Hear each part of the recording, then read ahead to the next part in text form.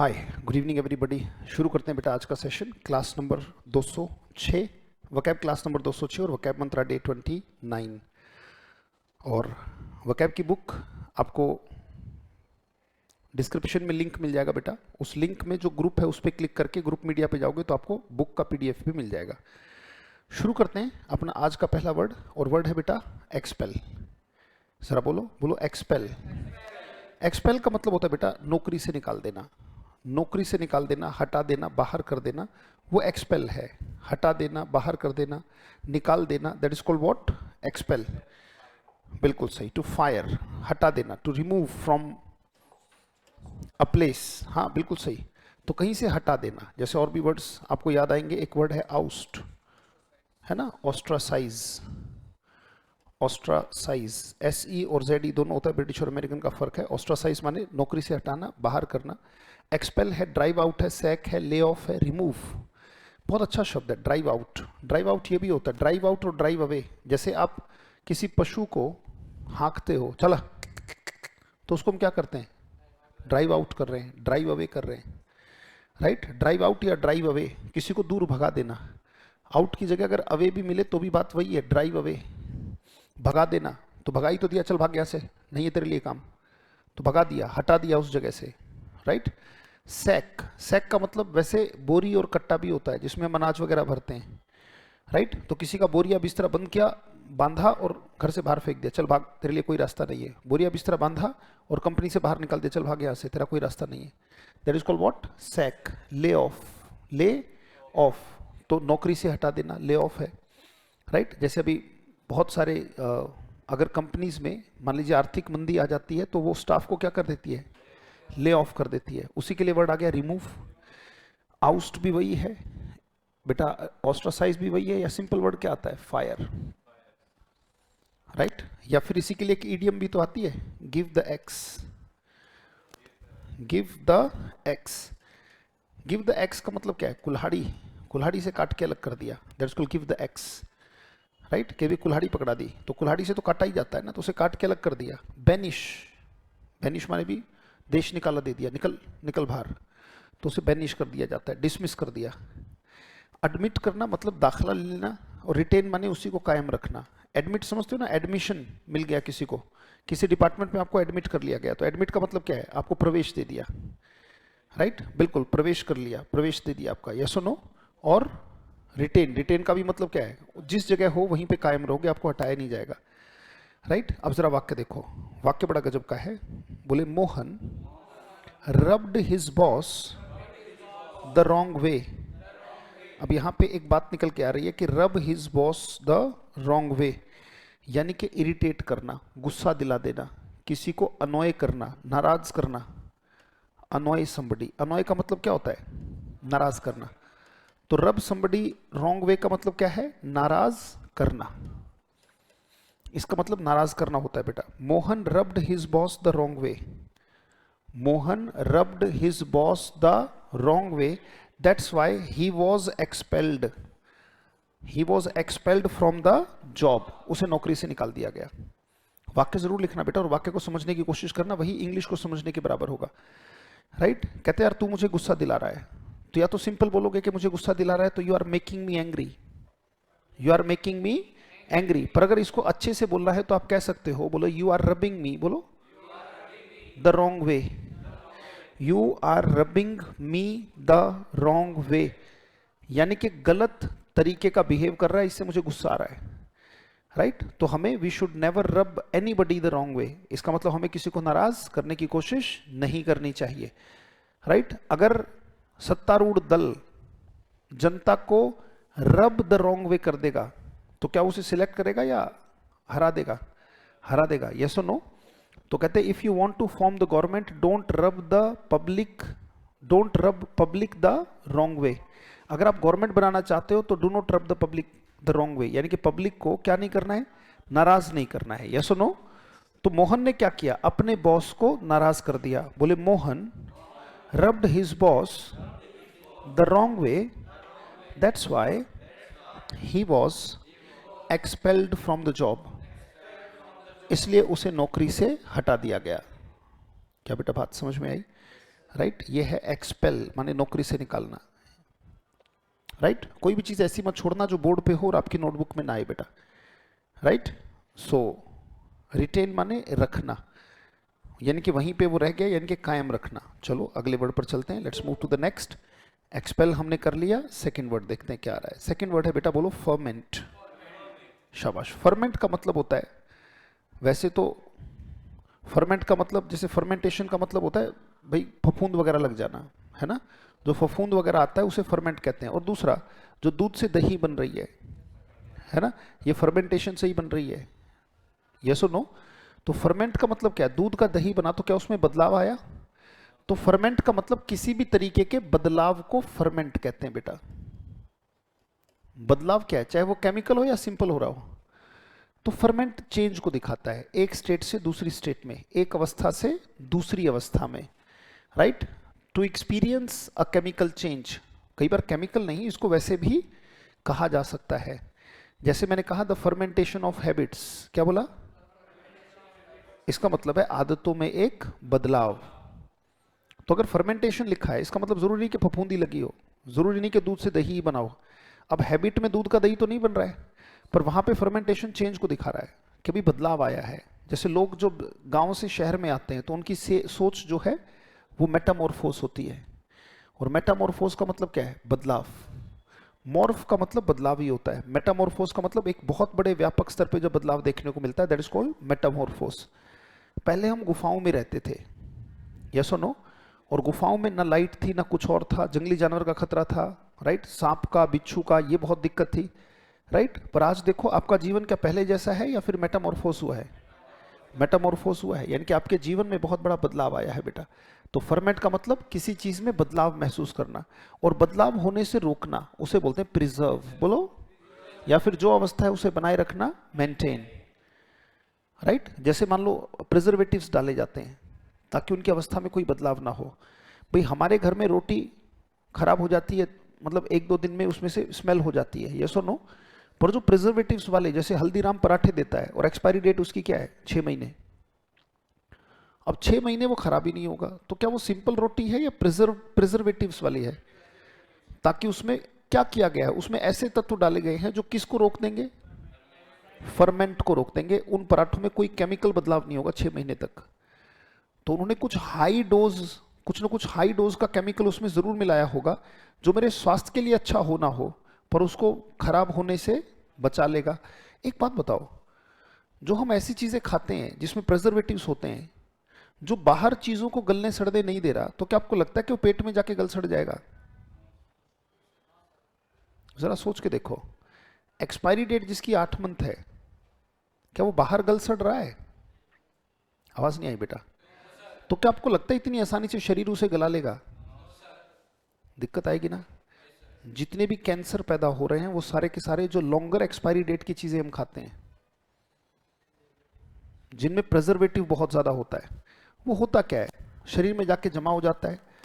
और क्या पता 6 महीने पहले खाया हुआ खाना या चिप्स, आलू चिप्स, क्या पता वो अभी भी अंदर पड़ी हो, आंतों से चिपकी हुई।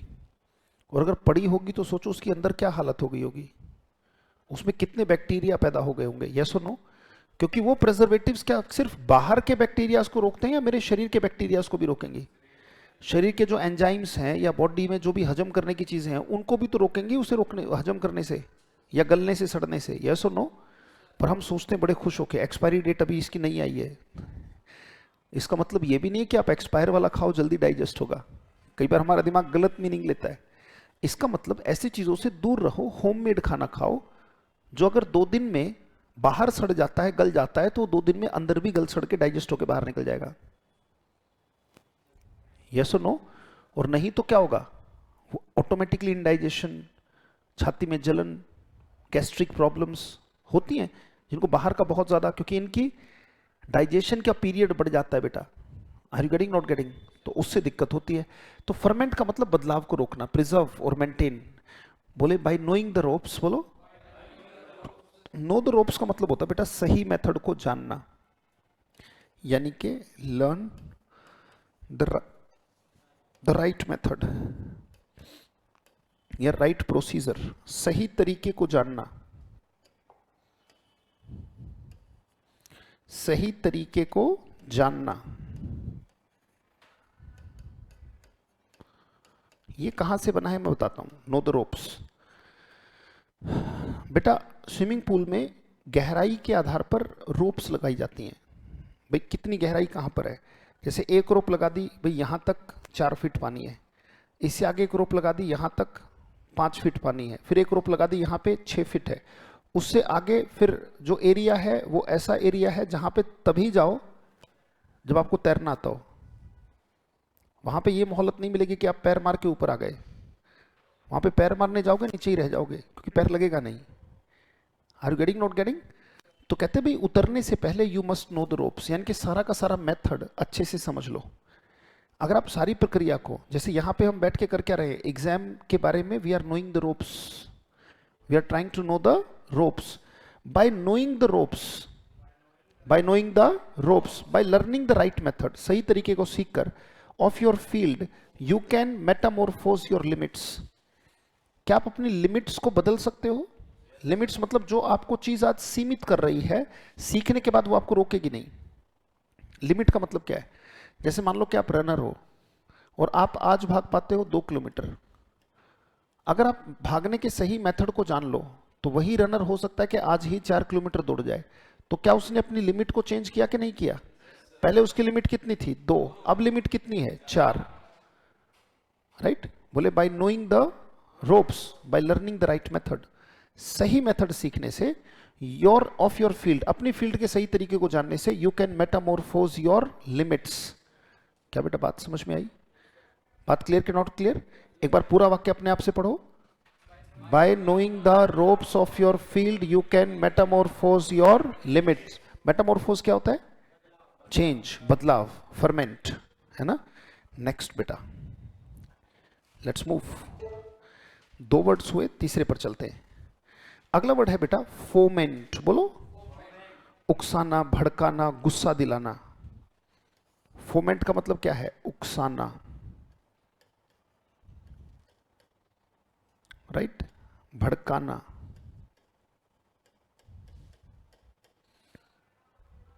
देखो आ रहा है ना प्रोवोक। प्रोवोक का मतलब उकसाना भड़काना ही तो होता है। स्टिमुलेट, स्टिमुलेट का भी मतलब उकसाना भड़काना। एक वर्ड और होता है GOAD, गोड। गोड, गोड समझते हो? गोड होता है जैसे कोई पशु है उसको ऐसे डंडा मारते हैं, ऐसे चला, जो डंडा मारने वाला है वो गोड है। आप उकसा रहे हो, you are goading somebody to fight. इसका मतलब आप किसी को उकसा रहे हो फाइट करने के लिए। आप उसको क्या कर रहे हो? फ्यूल कर रहे हो। सोचो आपने गाड़ी को फ्यूल कर दिया, है ना? अगर गाड़ी को फ्यूल कर दिया, गाड़ी में ईंधन डाल दिया, तो गाड़ी चलने के लिए तैयार हो गई। फ्यूल ही नहीं होगा, राइट? फ्यूल ही नहीं होगा। जैसे हम खाना खाते हैं तो खाने से हमें क्या मिलता है? Fuel, right? पर खाने को हम एंटरटेनमेंट की तरह खाते हैं। अगर आप अपनी बाइक में बर्गर डाल दोगे, बाइक को क्या चाहिए? फ्यूल। क्या बाइक जो है वो स्प्राइट कोल्ड ड्रिंक डाल दोगे तो चलेगी? उसको फ्यूल चाहिए बेटा। टेस्ट से कोई लेना देना नहीं होना चाहिए। खाने को ऐसे खाओ कि जैसे कि ये बॉडी का क्या है? फ्यूल। टेस्ट अच्छा होना चाहिए। तो आप तो मनोरंजन कर रहे हो, आप पेट कहां भर रहे हो? राइट? अब अपनी गाड़ी के टंकी में डीजल की जगह अगर आप पेप्सी डाल दोगे तो आप कहोगे यार वाह, गाड़ी खुश हो जाएगी, इंजन सड़ जाएगा। ऐसे आप शरीर में जो भी डालते हो एंटरटेनमेंट के लिए कि खाली है यार फलानी चीज मंगा लो, छोले भटूरे मंगा लो, ये मंगा लो, वो मंगा लो, तो आपने खाने को ही मनोरंजन बना लिया। जबकि खाना क्या है? और फ्यूल कैसा होना चाहिए? रिफाइंड। नहीं तो इंजन कैसा हो जाएगा? ठप। Are you getting not getting? So बेटा food is not entertainment, food is fuel. तो कई बार हम मुंह बनाते हैं कि यार ये क्या बना दिया। अरे फ्यूल है, जितना सिंपल होगा उतना अच्छा है, उतना ही रिफाइंड है, मिलावट थोड़ी है उसमें। Are you getting not getting बेटा? आ जाओ। फॉर्मेट माने उकसाना, generate, fuel, provoke, stimulated. Stimulate का मतलब उकसाना है। डिफ्यूज और काम। डिफ्यूज माने उकसाने की बजाय डिफ्यूज कर दिया। बॉम्ब है, अगर फाड़ना है बॉम्ब तो उसे उकसाना पड़ेगा, यस और नो? पर डिफ्यूज हो जाए बॉम्ब तो क्या वो शांत नहीं हो जाएगा? तो बॉम्ब शांत हो गया। डिफ्यूज का मतलब होता है बैठा देना। वाक्य देखो बेटा, बोले इफ यू फोमेंट, फोमेंट का मतलब क्या? उकसाना।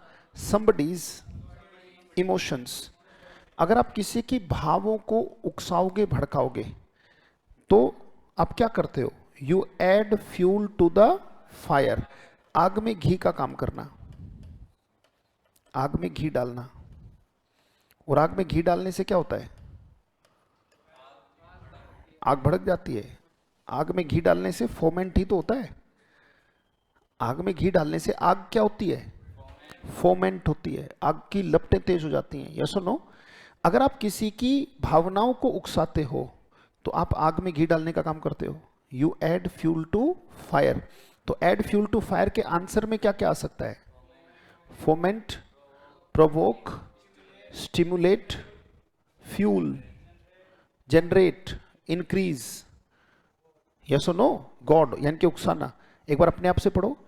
If you foment somebody's emotions you add fuel to fire. Very good. क्या बात समझ में आई? नेक्स्ट बेटा, नेक्स्ट चलते हैं। Word is fraught. फ्रॉट का मतलब होता है किसी चीज की ओहो, wait for a while.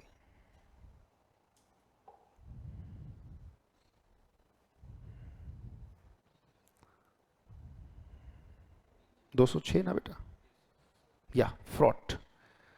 Fraught का मतलब भरमार होना किसी चीज का, किसी चीज की भरमार होना, that is called fraught. Fraught का मतलब है, हिंदी में लिख लिया, भरमार होना, फ्रॉट।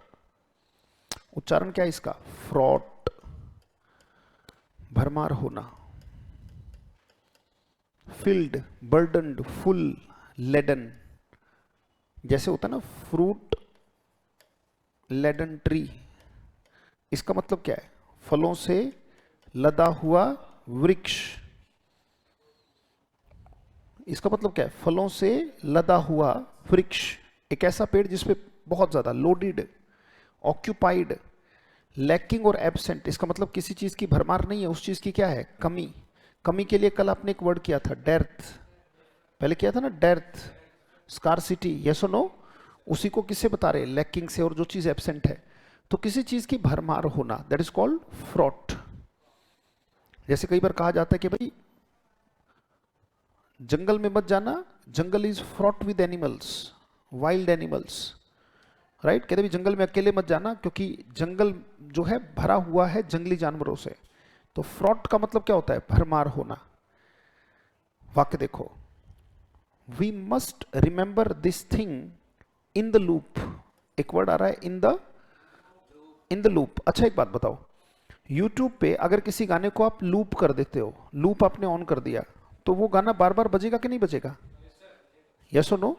तो जो चीज बार बार होगी उसी को कहते हैं इन the loop. In the loop का मतलब क्या है? लगातार।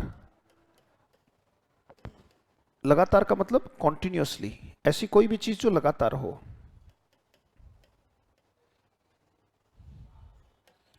इन द लूप का मतलब क्या है बेटा? Continuously. We must remember this thing in the loop, यानी कि ये बात हमेशा लगातार हमें अपने दिमाग में रखनी चाहिए, यानी कि याद रखना चाहिए, that life is fraught with vicissitudes. That life is fraught with, fraught with का मतलब क्या होता है? भरी हुई। किससे? किससे बेटा? Vicissitudes, vicissitudes. और विसिसिट्यूड्स का मतलब होता है अप्स एंड डाउन्स, उतार चढ़ाव। आपको हमेशा अपनी जिंदगी में एक बात याद रखनी चाहिए, we must remember this thing in the loop. लगातार इस बात पे ध्यान होना चाहिए, that life is fraught with vicissitudes.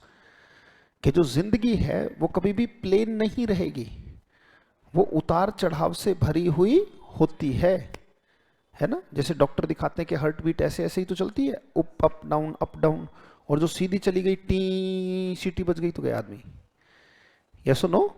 तो ऐसे ही अप डाउन चलता है। शेयर मार्केट भी, आपका पैसा भी फ्लो कैसे दिखाता है? ऐसे ही दिखाता है, वो ऐसे ही चलता है। मनी कभी ऐसे नहीं चलती।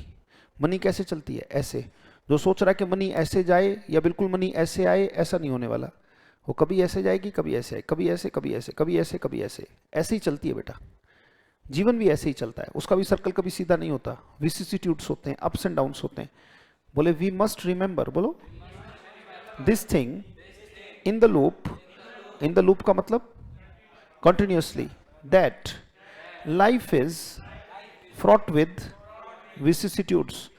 हमें हमेशा ये बात अपने दिमाग में रखनी चाहिए कि जो जिंदगी है वो उतार चढ़ाव से भरी हुई है। लगातार ये बात मन में रखनी चाहिए, इन द लूप रखनी चाहिए। यस और no?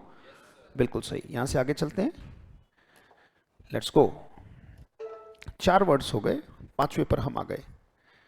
The last word of the day is frugal. Frugal का मतलब होता है बेटा जो बचत करता है, बचत करने वाला, बचत करने वाला समझदार किस्म का आदमी, दैट इज कॉल्ड फ्रूगल। तो फ्रूगल जो बचत करता है is called frugal. Small, meagre, tight, अपना हाथ थोड़ा टाइट रखता है। थ्रिफ्टी का एग्जैक्ट मतलब होता है बचत करने वाला। स्ट्रिंजेंट का मतलब सख्त होता है, जो अपने ऊपर थोड़ा सा सख्त हो। स्ट्रिंजेंट का मतलब सख्त होता है, जैसे स्ट्रिंजेंट लॉज, इसका मतलब सख्त कानून। अब जो व्यक्ति पैसा होने के बावजूद खर्च नहीं करता, क्योंकि जैसे जैसे आप खर्च करते हो, देखो 2 चीज हो सकती हैं, या तो आप कंज्यूमरिज्म के शिकार हो जाओगे, या फिर आप अपनी इच्छाओं के गुलाम हो जाओगे। भाई दुनिया क्या कर रही है? दुनिया अपने पैसे कमाने के लिए आपको अपना सपना बेच रही है। जैसे एप्पल 14 प्रो मैक्स, जरूरी है मेरा 8 साल का फोन भी बढ़िया काम दे रहा है। Are you getting, not getting? बस ये दिखाने के लिए कि देखो मेरे पास ये वाला फोन है, तो आप उपभोक्तावाद के शिकार हो रहे हो। Are you getting, not getting?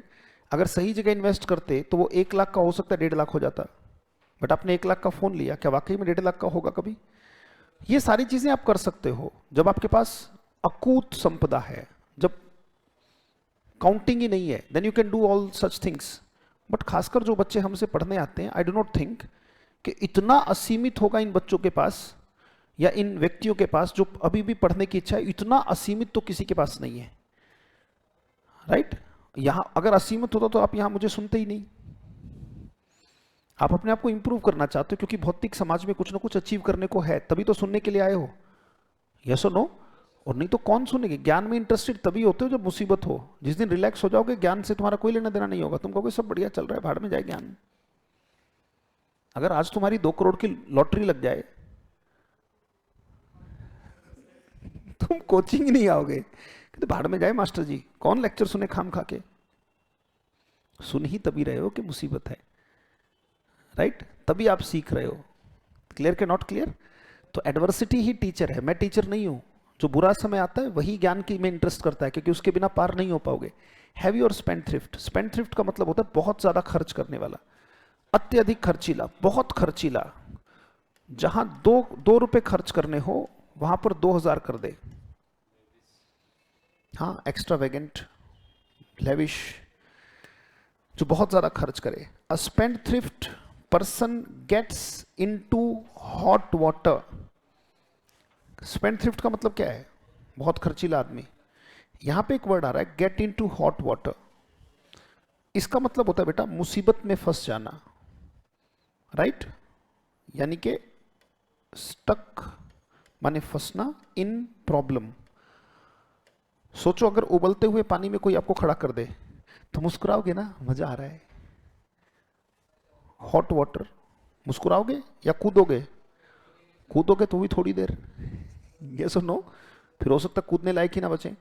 तो बहुत गर्म पानी में, यानी कि इसका मतलब मुसीबत में फंस जाना। गेट इनटू हॉट वाटर का मतलब है मुसीबत में फंसना। तो मुसीबत में फंसना, that is called get into hot water. A spendthrift person gets into hot water in adversity. Adversity का मतलब बताओ क्या होता है? शाबाश, बुरा समय। कहते हैं जब बुरा समय आता है तो ये जो बहुत खर्चीला आदमी है ये प्रॉब्लम में फंसता है। बट अ फ्रूगल कौन होता है? बचत करके चलने वाला व्यक्ति। Sails through it. Sail through का मतलब क्या होता है? क्रॉस इजिली, किसी चीज से आसानी से निकल जाना, वो सेल थ्रू होता है। सेल थ्रू का एंटोनिम बताऊं? एक होता है सेल थ्रू, ये है पॉजिटिव वर्ड। जब आप किसी काम को आसानी से कर ले जाओ, वो है सेल थ्रू। जैसे आपने अच्छी तैयारी की और आपने एग्जाम क्रैक कर दिया, आपकी जॉब लग गई, तो सेल थ्रू द एग्जाम हो गया। पर आपकी तैयारी अच्छी नहीं थी, तो सेल थ्रू नहीं कर पाओगे, क्या करोगे? वेड थ्रू। वेड थ्रू का मतलब होता है बड़ी दिक्कतों के साथ होगा तो, नहीं तो चांस नहीं है। जब किसी काम को करने में दिक्कत आए तो वेड थ्रू, और आसानी से कर जाओ तो sail through. Sail through, sail बस ऐसे ही मजे मजे में कर गया वो काम, that's called sail through, right. It किसे कहा गया है? बुरे समय को। यहां पे इट किसके लिए आया है? एडवर्सिटी के लिए। वाक्य को समझने की कोशिश करो। एक खर्चीला आदमी जब मुसीबत आती है तो मुसीबत में, जब बुरा समय आता है तो मुसीबत में फंस जाता है, क्योंकि उसके पास कुछ बचता नहीं, तो फिर उसके ऊपर कर्जा होता है, यस और नो, क्योंकि पीछे कुछ था ही नहीं। A spendthrift person gets into hot water in adversity, but a frugal क्या करता है? Sales through it. बट एक जो मितव्ययी आदमी है, बचत करने वाला, वो आसानी से चीजों को क्रॉस कर जाता है, सेल्स थ्रू इट। क्या? हाँ, नहीं, बेसिकली हल्का फुल्का उससे मिलता है, कंजूस नहीं कहते। फ्रूगल का मतलब कंजूस कभी नहीं है, बचत करने वाला है।